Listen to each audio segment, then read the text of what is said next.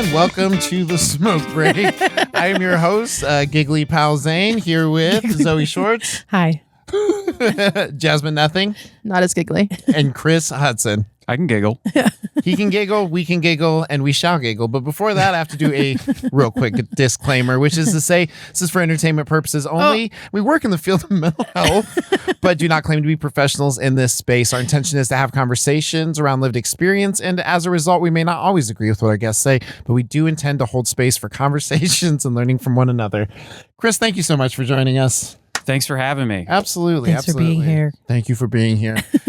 So I know I started off on a really high note, but toxic positivity, you can be positive, but to a toxic amount, right? Mm-hmm. Yeah, for sure. You can push it all the way to the limit where you never acknowledge anything bad ever. Toxic positivity. I feel like it's often a reaction to like people who think only about the negative. And I think that thinking about only either it's too far in either direction, Yeah, like trying to find the balance. Yeah, exactly. Like a golden mean. Yeah, there's definitely a balance. And the other side of it, only thinking about negative things is definitely also very bad. Like both sides of the spectrum, very Toxic. bad. Could be considered toxic. Very toxic. Yeah. Well, I mean, and I think that's where the balance comes from, because it's like acknowledging good things happen, acknowledging bad things happen, both important, because like if somebody's always acknowledging good things and not acknowledging bad things, then it's hard to like, are they even grounded in like the same place that we're all at? Because there's constantly bad things happening. So it's like, It's an unrealistic view of the world. Exactly. So I think that, but always acknowledging bad things, it's like, what, you're not going to admit that you didn't see a puppy on the way here? Like, come Also on. an unrealistic view of the world. Exactly. Yeah. Exactly. I feel like it also kind of like invalidates people's experiences if we jump too quickly to like trying to find the positive in something or reframing something as positive, because it's kind of like there's a delicate balance between like giving space to people's feelings and then being like, hey, maybe we're at the point where talking about it is not helping, and now we can move on to like what is not bad about it if we could find something, Yeah. But I feel like when you jump too quickly to like trying to be positive, it feels toxic for me, because it feels like you're like not acknowledging the person's feelings or my feelings. So I think that's part of the toxic. Yeah, and figuring out when that is. Yeah. When you get to start moving on. And everybody's different too, right? It depends on your mood too. Like some days I'm like, yeah, let's be positive, and other days I'm like, Tomorrow, I'm like, fuck off. Yeah, exactly. When do you feel most annoyed when somebody's being toxically positive? Me or Chris? Chris. And then you. When I feel annoyed with toxic. Yeah, when you When it feels the most toxic. Yeah. When it feels the most toxic. Yeah, I don't know. It's just sometimes it's like, I feel like when bad events happen in your life or bad experiences, Sure.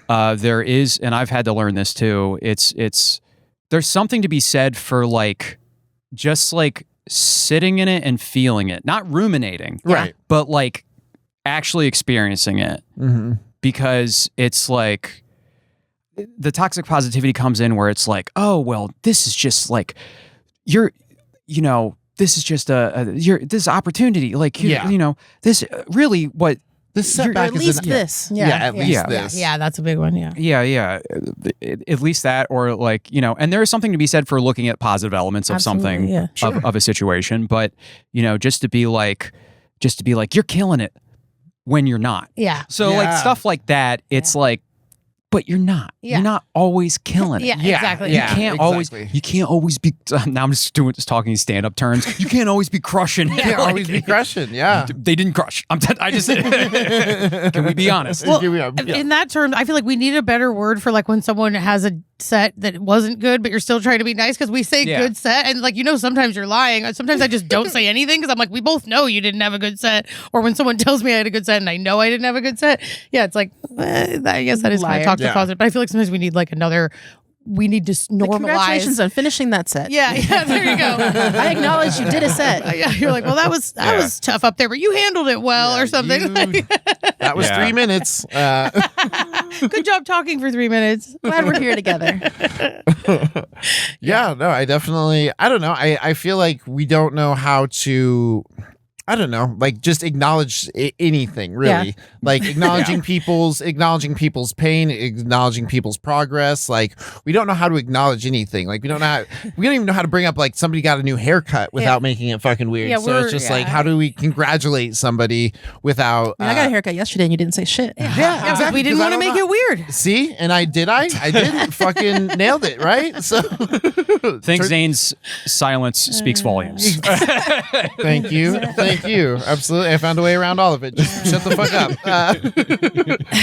But I don't know. I think there's a way to like congratulate people, but like also not, because I don't want to say I had the bad habit of good set, you crushed, you killed, and it's just like I want people to believe that when I tell them that they did well, that they actually did well, instead of like that's just they say the thing that to everybody. They say that every time. They say that to everybody. Yeah. I think we just want our words to have weight.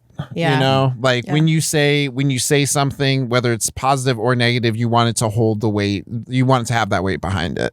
It makes me think about like when you ask people how they're doing and everybody just says good, but like, and then there's like some people that like it when people are honest, and then other people are like, come on, man, we were just doing the nicety thing. I didn't actually want to hear about how bad your day sucked, but I like it when people are like, like, and I'm like, yeah, we're not always. How do you good. judge when to do it?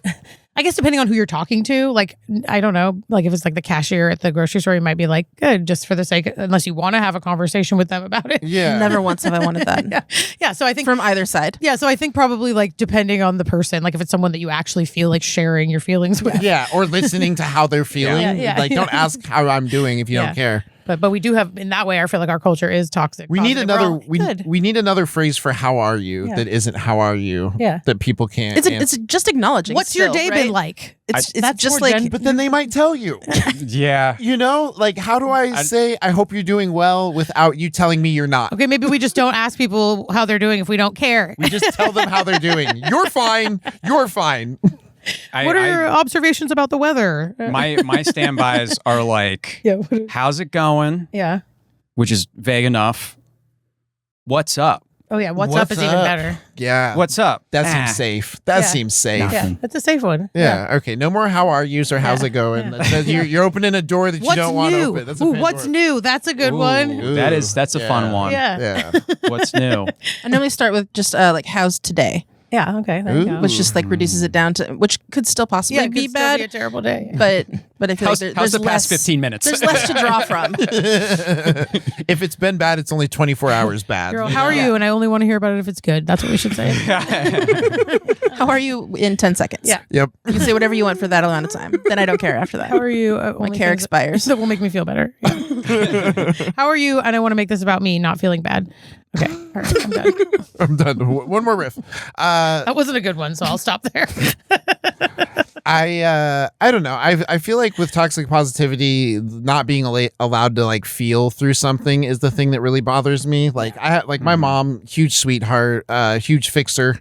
Very much just like, have you tried? Yeah. Well, at least this is still, very much an at least person. Mm-hmm. There's the actually person, and then there's the at least person, and they're actually the same person. Actually, it's not that bad because at least you have fuck you.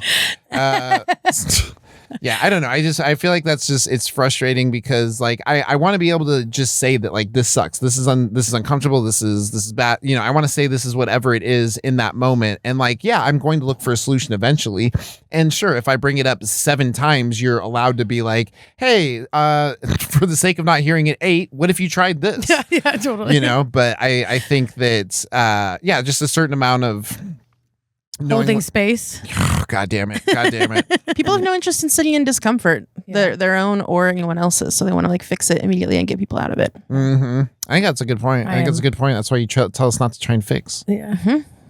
It's because sitting in discomfort's hard. We also frequently can't fix it. So then it's a lot of just like throwing solutions out there that don't actually work and just annoy people. Yeah. I think that's where toxic positivity is the most toxic, is when you run into situations that aren't really fixable, but then they're like, you can if you just put this towards it. Yeah. And I have a package lesson seminar that's only $29.99. Zane will buy it. I'll buy it. I'll buy 2. And so, So would a lot of people, though, I think, because they're like, oh, I can fix it. Because when it seems like it's something you can't fix or something out of your control, that's when toxic positivity people will swoop in with, well, have you thought about just thinking about it really nicely? Yeah. Manifesting. Yeah.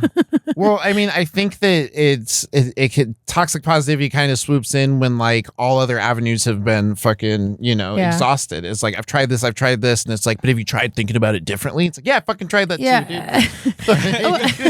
I feel like a good way to avoid it is like that thing of like, what would be helpful right now? Like, do you just need to bitch and like, or do you want me to agree with you? Do you want me to just listen? Yeah. Do you want me to offer solutions? Like, we always say that we should do this, and then it's really hard to do. But I think that really is like the secret to like not having your positivity be toxic, is like asking if the person's actually ready to hear a solution or a silver lining, or if they just need you to validate their shitty feelings. And then that way you can sort of ideally avoid being toxic with also giving the person some sort of support, whether it's... Sometimes I want to hear that things are going to be okay. Yeah. Sometimes like they're just bad right now and I don't need you to tell me they might be okay later. Yeah. Like, and sometimes helping is agreeing with the person. Like, that, that's super fucked up. Yeah. Like that's actually the helpful thing they need right now, instead of being like, well, you actually shouldn't feel bad and you should feel, it's like, you should feel bad about feeling bad. We just feel Fucking bad idiot. together. It's the like silly like Brene Brown video that it's in a lot of trainings where like there's somebody at the bottom of a well and people keep looking down and being like, what do you need? And when ultimately they just wanted someone to like get down in the well with them and just like sit there.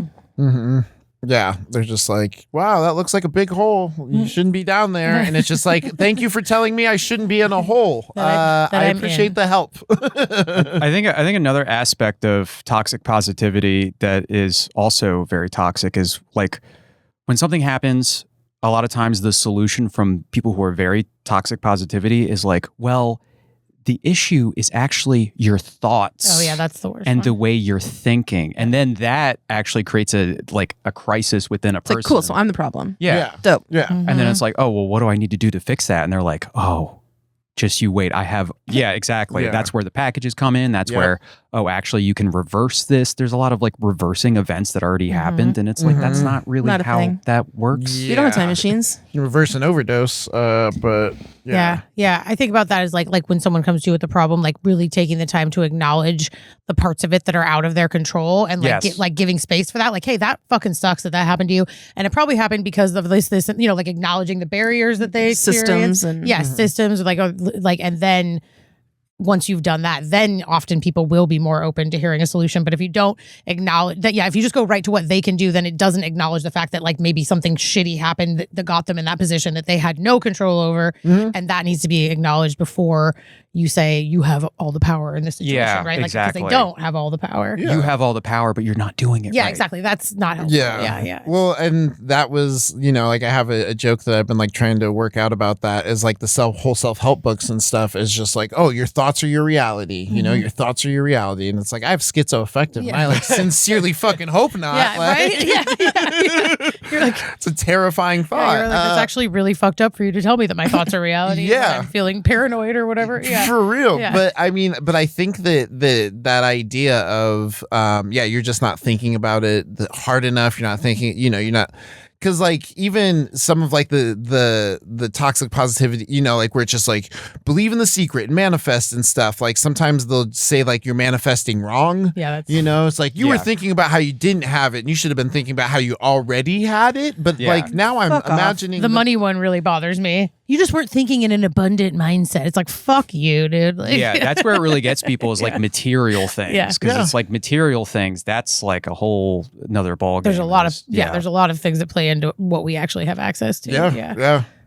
I feel like the only thing that makes sense when we to go for like the at least is like when people go really dark with it. Yes. When it's like, well, at least you're gonna die eventually and it won't be a problem then. Then I'm like, you're right. Yeah. Maybe it does put it in perspective. Yeah.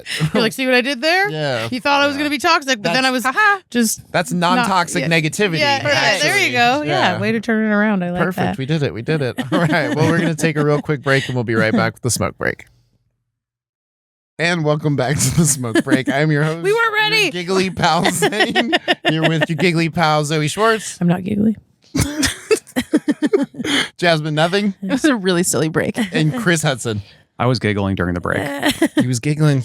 You're gonna have to watch the in between bloopers. But until then, we're gonna talk Outtakes. about outtakes. That's what they're called. The bloopers. You're like slipping on a banana peel. Yeah, I'm just like, what's Jackie Chan doing here? He didn't say his line right. What's going on?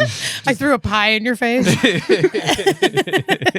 That wouldn't be very useful. Chris got Speaking of slimed. useful- Okay, I'll stop. All right. Okay. Speaking of usefulness, okay. Here's my deal. I rate my value as what I can contribute, and I can't always contribute. I can't always give, and then when I feel like that, then I lose my value. So how do I not tie my value to whether or not I can contribute, whether or not I'm being useful? How do we not tie our value to that? I have no idea because it's my same problem. We just accept that everybody is deserving of love and respect and safety. That's not possible.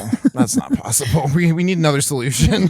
That seems really unrealistic. Hey, I tried, okay? Chris, it's up to you. Save us. Dang. It's I don't want to sit here and be like, I don't struggle with that. You're Why'd you come on allowed. the episode? Damn, no, I'm just kidding.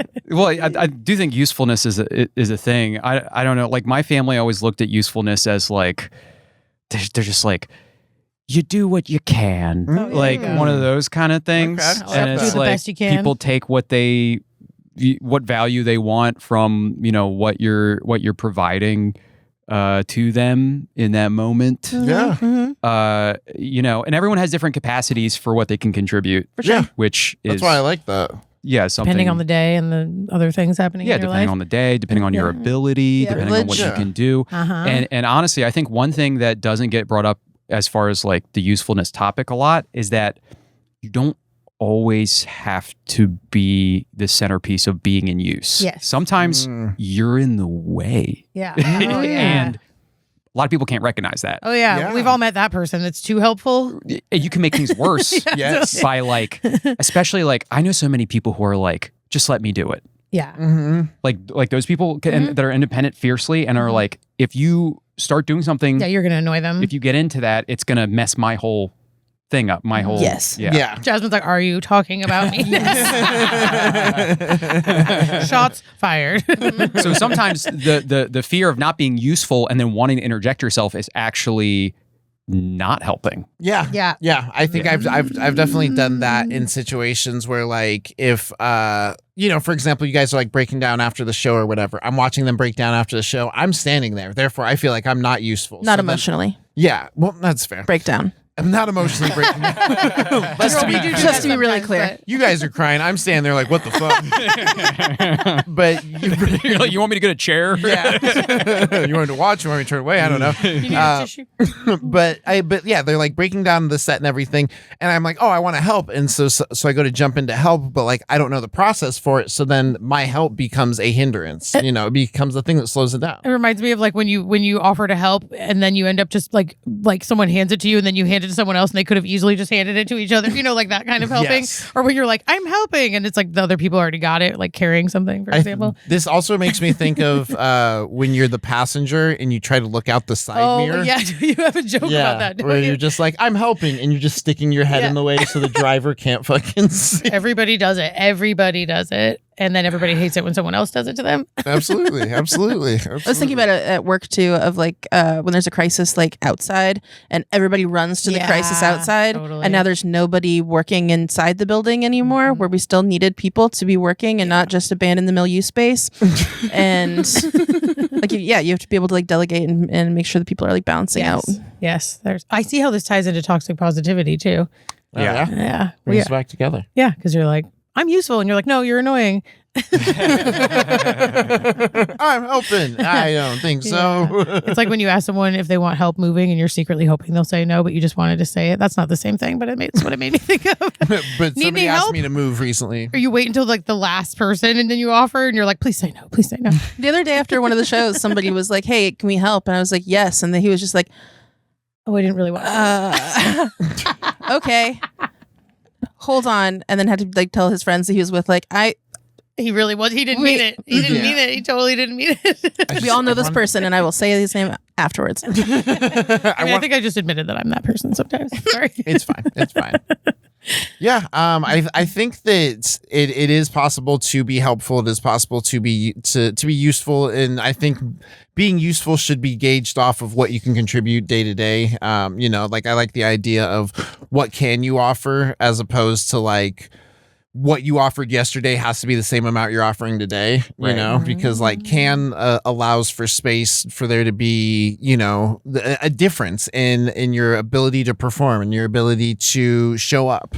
So, but I think that it's such a hard thing not to, because it's like, who hasn't had an empty schedule and then been like, oh, I must not be good at what I do because my schedule's empty. Mm-hmm. Right. So it's just like are we judging our value off of how busy we are? Ticket sales all the time. Yeah, I know. I'm working on helping to try to sell them because goddamn, does it not? Because I get the feeling too, I get the like, we tried to do a thing. This is how many people showed up. This isn't what I was hoping for. Maybe I'm not, I think it's reflecting, it's taking one event and then deciding your value based off of the outcome of that event. Yeah. Oh yeah. This makes me think about like when you set a goal, it's supposed to be like more about your values than like the actual tangible outcome, because we don't really have control over the tangible outcome, but we do have control over what we intended while we were doing it, or what, like, so it's What like values we brought to so it. like I want to have a good time and feel like I shared my art with other people, and that's a lot more achievable than like, I want everybody in the room to be laughing, or I want to sell the whole place out, right? Yeah. Or like I want to have a cool show where it feels like the audience is engaged, or Yeah, how much power do you actually have over other yeah, I people? mean, that's not exactly a value, but you know what I mean, like, or build community versus like sell all the tickets, something like that, right? Yeah. Yeah. Well, and I think it's easier to judge, It's like if you watch two people talking, it's easier to judge whether or not you were a part of building community than it is to say, did I sell out every single ticket, because then you kind of get into the idea of like what is actually useful, because maybe they needed that money. So is selling them a ticket for something they didn't have money for actually the most useful thing? Yeah. Useful to who? Useful to who? Yeah, exactly. So it's like, I think tying values to things is probably more helpful than like quantifying them, because I think it's useful is starts becoming a quantity thing. Yeah, I think the public should just be more useful to me. Yes, exactly. By buying a ticket. Yeah, absolutely. I want them to feel anxious about their usefulness. It is such a subjective thing too, because it's the value that you're assigning to like what is and is not useful, because one person's useful is another person's not useful. Yeah. And it's like it's perspective based, and it's like anyone can consider something useful even if it's not something that effort was put into. Even if it's something that just exists. Yeah. Even like talking to a friend and then you feel better after, and you're like, you know what, that was useful. That friend might have just listened. Yeah. And the effort required in listening is pretty low for anybody who is wondering about that. Yeah. You would think. If it's active listening. Well, yeah. It's strangely exhausting sometimes. Yeah. What do you mean? I don't know what that's like after listening all day. Well, sometimes just being there is enough. Is no, what you're I right. mean. No, you're right. Yeah. No. Even if you zone out a little bit, I'm not saying the person's not going to No, I know. notice We're that, just- but like, we're just- even if you zone out a little bit, just being there sometimes, just being a sounding board and like, taking in what the other person's saying is useful. And you don't need like qualifications or a degree or anything for that. You were a person who was useful in that moment. Was there. But I feel like it ties back into the like asking the person what they need, right? Or like even with the moving thing, like, hey, can I help you move? And then you just start moving things, but you didn't ask like. Yeah. You really don't want to help someone move. This ties into me not wanting to help anybody move. So if you ask me what I really don't want to. But yeah, how about this? If you and the person that you're helping are agreed upon what's helpful, what's useful, that's how you be useful. But if you decide what's useful, then you can just be in the way. So We're getting really going running with running with the moving analogy. Okay. It's like, I think about it like this. I'm It's moving like soon. it's the difference. It's the difference between being like asking somebody where they would like something and walking into a house and unpacking. There you go. Yes. Where there's just boxes and you're just taking stuff out of boxes and you're like, I'm helping, and it's just like, whoa. No. I had a plan. It was gonna go here. You know, and I think that's why you need to be like, where does this go? There, you know. Do you want me to sit over here and just hang out with you while you unpack maybe? Mm-hmm. Yeah. I love a good accountability buddy. Yeah. You don't even have to do anything. Just hang out with me while I do it. So I'll actually do it. Yeah. But I mean, I think like an accountability buddy, for example, like we were talking about, what is it? Body doubling. Oh, Yes. yeah. Body doubling. We were talking about body doubling yesterday, and just the idea that like you can almost just be useful just sitting there. You know Yeah, what I mean? just being Because like there. Jasmine and I will like work on something, like I'll be working on a song or whatever, you'll be working on Telltale stuff, just sitting in dead fucking silence. You know what I mean? For like hours. For hours, but just having somebody there, that was useful. So it's like I think that we put a number or a quantity on usefulness when it's just like we don't even understand what is or could be useful to somebody. I feel like it also ties into the idea of like perfectionism and like our self-worth, right? Because it's like you were saying, like we don't even always have to be useful. Like I feel like resting is useful for your health, well-being, you know? So I think people that are overly hung up on being useful sometimes like don't take care of themselves because it's maybe about like you always have to be building, making, doing something. And maybe I'm going to take Grinding. this Grinding. entire There we episode go. personally. Yeah. Yeah, Oh, yeah. we all feel that way though. I think we all do, but But Jasmine more. Jasmine, but it's definitely about you and I'm trying to single you out. No. You've made fun of me for this particular thing. Well, before, I wasn't. I so- was thinking. I'm sorry, but I was thinking about myself too. No, because it is. It's hard to just be like, I'm just gonna lay down, and that's still doing something good and useful. Because taking care of Yeah. yourself is useful, even if it's not making something. Yeah, resting and resetting can be useful to other people because then they don't have to deal with you Yeah, trying to and- grind all the time. Well, you see, I was trying to take it away from needing to be useful to someone else, though. Yeah. It's useful to yourself to just take a break Yeah. and not do your notes when you get home from work. Or help people move. So no, I don't know. I feel like my perception of what is and what isn't useful has changed over the years. Because, I think I was trying to quantify, like what was being helpful. I'm just like, okay, like if am I like I work with houseless youth. I'm like, but am I helping enough? Did I get them enough? Did I meet enough of their needs? Was I useful enough? And it's just like sometimes helping at all is helping more than some are. You know what I mean? Like if most people help zero, helping at all is helping more than most. And I don't know if there ever isn't enough. No. Yeah. And it makes me think about like specifically jobs where you're in like a helping position or you're working with people. There's always going to be that sense of like, did I do enough? Did I do it right? But it's like, we're not robots. We're just people. And like everybody changes on it. Like you never know what you're coming into when you're trying to help someone. Yeah, and that helping hole can be a bottomless pit because if you're like, am I doing enough? Did I do enough? I need to do more. I need to do more. That doesn't end. Yeah. That can just be bottomless. Yeah. Yeah, especially like, you might have done everything you needed for that particular person to be able to get their life like stabilized or whatever. But as soon as they leave, somebody else pops into that spot and you're like, now you're just like starting over. So there really is never like a check mark where you'd be like, okay, cool. Like I fixed enough that I'm a good person now. Or like, I wish you would have told me that sooner. I'll put that in the training now.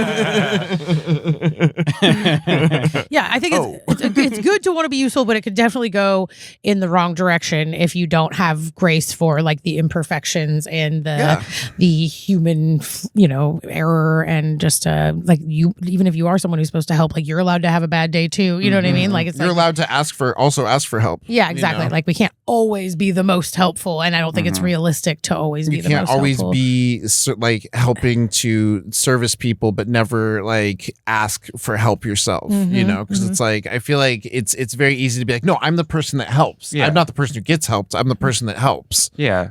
And there's a lot of usefulness that it is also can be not acknowledged that you're unaware of that you're being useful. You could be drive-by usefulness. And you don't even realize it. Yeah. You absolutely. could help people without even realizing it, without being acknowledged, and there's no value put to it. And sometimes you're being useful, you don't even know it. Yeah. And you have to give yourself grace and know that, you are useful to. Even if you're not useful to anybody, you're still useful to yourself. Yeah. Well, and it makes me think about being useful to yourself is also like modeling to other people, right? So sometimes just being good to yourself is helping other people because it's modeling taking care of yourself or whatever, right? So it's like you can be like, you can find a way to feel helpful even when you're just taking care of yourself. No, absolutely not. Should we say useful one more time? One more time. Useful.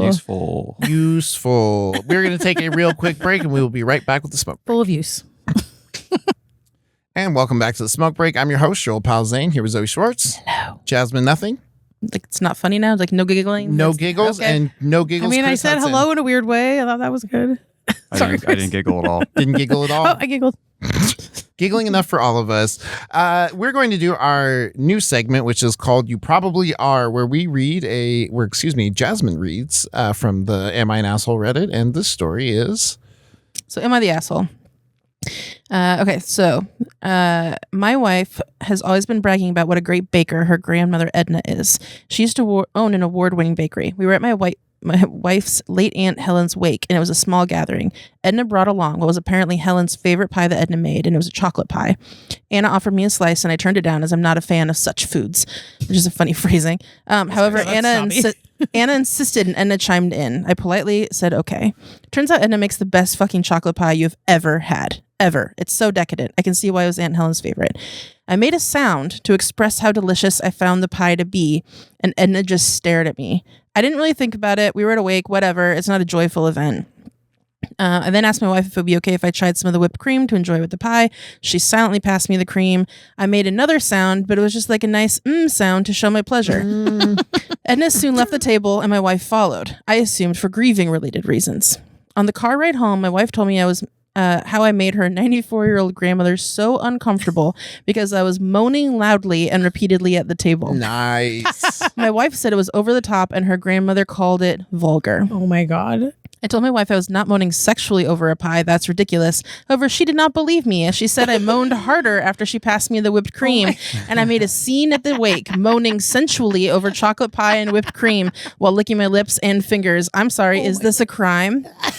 As she was telling me this, she got a text from her brother apparently joking about the erotic pie situation, Oh my God. and it made her even more pissed at me. I honestly don't know if I'm like an asshole or not, or if she's just grieving and making up reasons to fight with me.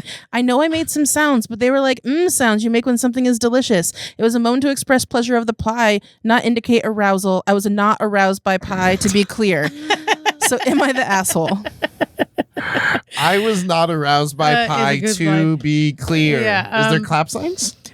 I feel like they're really like, I feel like it sounds like maybe they're just people that are sad and somebody being happy didn't feel good in that moment. But like maybe they're making a little bit of a bigger deal out of it. And unless he was moaning and it was inappropriate, only they know. That's the thing. It sounds like Chris, what do you think? more people thought it was inappropriate than didn't.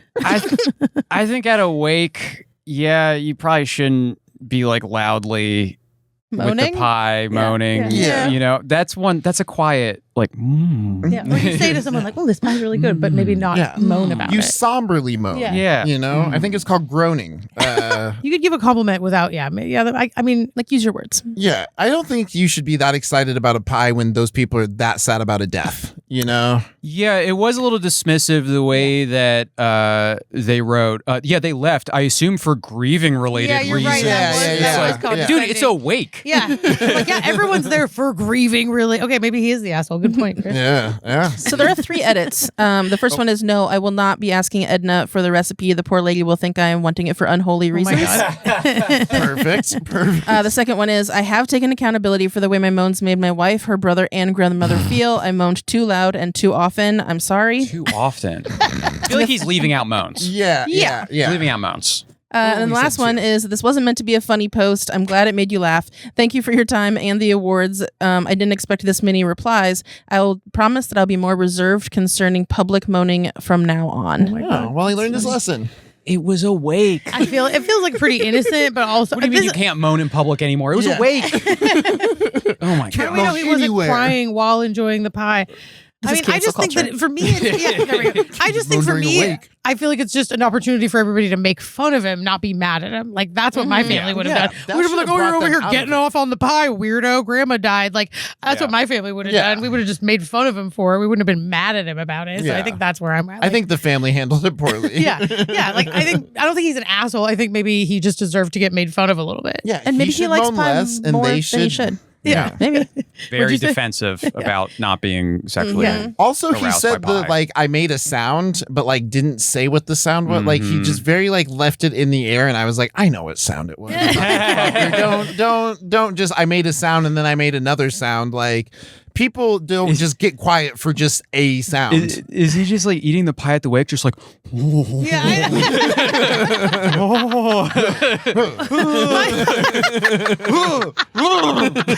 Just, it's like, bro, Yeah. bro, they're crying. Is that how you would normally eat pie? Or Like, does he have his whole thumb in his mouth when he's eating the whipped cream? Just Because if multiple family members, including older family members, Yeah. are like, I think he's sexually aroused by the pie, I don't there know. had to be some kind and of the brother, sound. the brother, that's like the same age as you. So it's like Yeah. that's it's not like this is an old people perspective. This is everybody from A to Z is just like that was a weird sound, dude. Yeah. I just think it's a missed opportunity to just roast him. That's what they should have done. They should have Yeah. just roasted him for it. Yeah. Well, speaking of roasting, you can roast me for this transition to adaptability. Oh, There it is. All right. What do we get? One out of hold up your number cards. but you adapted to doing the transition I from did. that segment. It's my ability to adapt. There you go. Roasted. There we go. We brought it back. So adaptability. Sometimes man. it's important to be able to. Adapt. You got it. See, we didn't even prepare for that. Change this as is why you're other a team. things change. Things change. You got to change with them. When things change, so do you. It's true. How do you do it? How do you do it, Zoe? How do you make it so easy? Well, you adjust your behavior based on the circumstance. And move like a robot? Yes. That's how being flexible looks. I don't know. This is the most rigid flexibility I've ever seen. This is how flexible looks. I'm a robot. How do you be adaptable? Is that the question? You Maybe. be. It is now. Oh, I have a good one. You be self-aware and flexible. It's kind of the same thing. Okay. So you need to be aware that you need to be adaptable. You need to be open to being wrong without making a big stink about it and giving up.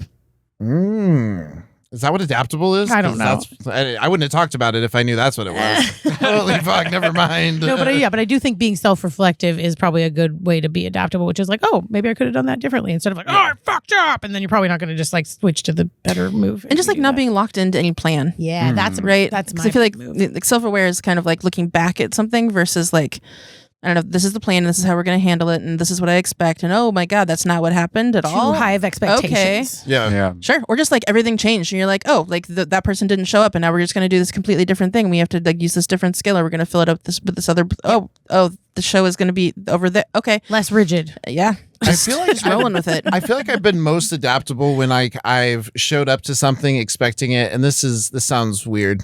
When I show up to something expecting it to not be shit, so I don't prepare for it, but then it actually is really dope, and then I'm like just going with the flow because like I feel like if I prepare for something because I have it built up in my head that it's going to be this thing, Yeah. then like it falls short or what you know what I mean. There's all these like moving parts, but like if I already don't have an expectation, then like anything that happens is kind of just like, of course that happened. It was the next thing that was going to, because it's rolling. It's it's very much rolling with the punches. It gives more space for creativity if you're adaptable. Yeah. So that's a good. I've definitely like done shows where I'm like in the middle of the show and then I see how the first part of the show goes Yeah. and I look at my set list and I start crossing things Yep. out. yeah. Absolutely. Because I'm like, nope. Yeah. Nope. Yeah. You know what? Maybe I do this. Yeah. Yep. Like adaptability, like to me is just simply like things are different now. Reading the And room. moving forward with You're that. getting more information and then pivoting based on it. Yeah. Yeah. Yeah. You gotta know how to pivot. Yeah. That's adaptability is pivoting. Yeah. Yes. You gotta pivot. I like something I tell people a lot is like it's what robot. The robot. The robot. pivoting. Yeah. Something I like to tell people is when you make a mistake, Zoe. there's really no purpose in beating yourself up for it. It's more helpful to just think about what you could do different next time. I hope somebody's not watching this and wondering why you're talking like that. I'm not sure why I'm talking like that, so that would be helpful if they could figure that out for me. I just love how you like half committed to a robot. Yeah, it's more of just a wide arm my wiggle. shoulders hurt? Yeah, my shoulders do hurt. Everything hurts. Oh. That was a nice reminder. Yeah, thanks for reminding me that I have chronic pain. Just kidding. Just kidding. Man, how are we gonna pivot away from this? I'm old. Yeah, please Watch this. adapt away from me being a bummer. Well, your show, Leave Your Troubles. I feel like there's a lot of adaptability that's necessary to take part in something like that. You know. Yeah, you definitely have to adapt to all the problems popping up because some of them are very simple Like Yeah. people have disagreements with their neighbors and something like Do you want that. to just like say what the show premise is real quick? Oh, the premise is people come in, they write their problems down on little cards, they put them in little boxes we have marked everywhere, and then during the show we put those problems in live, and they pop up on a screen behind the comedians. And No one has seen them beforehand. Yeah. It's random order, Yep. and it's problems, and then we are riffing jokes, solving them by riffing jokes Yes. about When's your next one, Chris? the problems.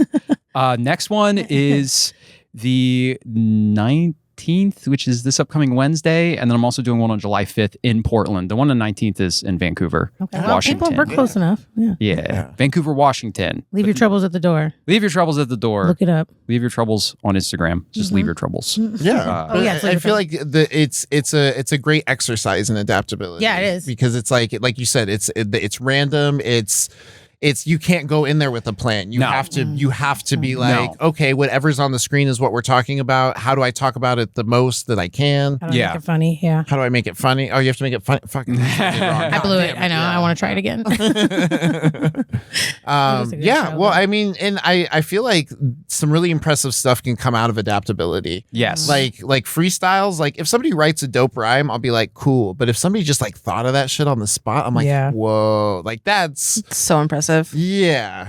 Like if somebody's just Or it's just- annoying. I'm just kidding. depends on how drunk the freestyler is, you know. or if it's your ex-boyfriend who did it when they drank and it was, Was he really annoying. white? Yeah, it was no, actually he Oh, wasn't boy. white. But, Okay. Oh, but Okay. he was still annoying. So He had all the white Yeah. qualities. he was Got it. half white, so he's half annoying. I like this guy. Introduce me. No, we don't like him. We don't like him. Oh, never mind. Oh, This okay. guy. But yeah, I don't know. I feel like adaptability is a hard thing to I don't know. It's a hard thing to muster because like we put so much into plans that like when they don't go as planned, it's like but no. I thought it out like really far, and I had all this step by step, and it's just like, yeah, but you stepped off to there, so now it's a different direction. yeah. I think I just thought of this like a great example of like adaptability because my grandfather taught me how to drive in Florida. I used to drive these like big trucks when I worked for him. It was my first job. And when he was teaching me how to drive, there was somebody who was like making a left turn with their left turn signal. And I was like, oh, they're making a left turn. So I can, and he goes, yeah, they have their left turn signal on, but they might not make that left turn. Mm-hmm. We don't know. Mm-hmm. So like that's adaptability. Like, yeah, sure. There's a left turn signal, but that might not, they might not take that That's left. one piece of information. It's one piece of information, but they might not take that left. You can't assume Mhm. they're going to take that left for sure. Yeah, you got to be ready if they don't take that left. Yeah, because that's Yeah. correct. And like boom. to me, that's like adaptability. You got to Yeah. be ready. Yeah, Absolutely. quick reflexes Well, and I mean, it's like a cat. it's kind of like Okay. it's It kind moves of a like lot like a assuming- robot, apparently. a robot Like cat. a Hear me out. Well, no, I feel like it's not assuming the worst, but it is assuming that things could change. Yes. And you have to be comfortable with a lack of safety and a certain amount of like Risk. uncertainty. Yeah, Yeah, fucking Because I think we uncertainty. want it hate to be the reason we uncertainty. plan things is because we want to feel safe, and there is some sense of like you have to be okay with the gray area to be adaptable. You can't always play it safe. It might rain when you are supposed to have a picnic. Mm-hmm. Yep. That's why I have like 12 backup plans for everything. Yeah, there Yeah. you go. Because you're adaptable. I can eat inside. Okay, so what you're saying is you can plan and be adaptable too because you can have backup. It helps. Actually a good way. Yeah. Yeah, backup plans are the adaptable form of planning. For organized people. Yeah, yeah. Make a You plan. cannot stand uncertainty. Yeah. Yeah, who can? Yeah. Oh, uncertainty. We'll tackle you next time, but this time I think we did. I think we Like a did football great. tackle. All right. I'm annoying. It was such a treat having you, Chris. Thank you so much for joining us. Thank you for having me. Absolutely. Thanks for being here, Blast. Chris. Yeah, absolutely. Yeah. Well, thank you, folks. That has been the Smoke Break. I've been your host, your old pal Zane. Here with Zoe Schwartz, I'm leaving. Bye. Jasmine Nothing, We all will be. Okay. and Chris Hudson. I'm not leaving. And still giggling. Later, players.